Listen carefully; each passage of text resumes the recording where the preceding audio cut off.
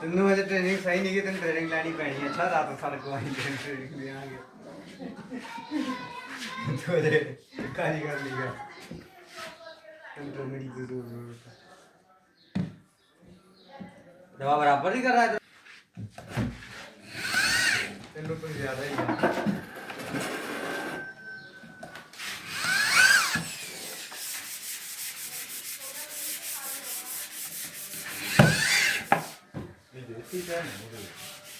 ਇਹ ਹੁਣ ਇਲਜ਼ਾਮ ਦੇ ਚੁਕਾਏ ਆ ਉਦੋਂ ਪਤਾ ਨਹੀਂ ਕਿੰਨੇ ਕਹਿ ਕੇ ਚੁਕਵਾਏ ਆ।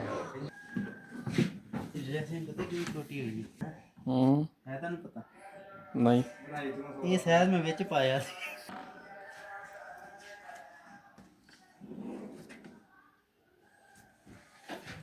ਕਿਹੜਾ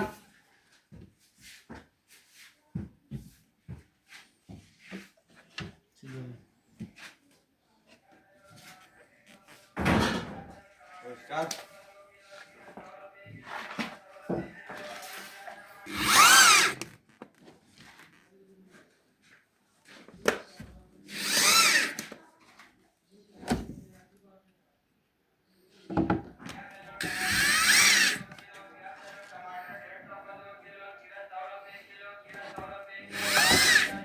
अच्छा सांझी जगह हैगी है ना की जाना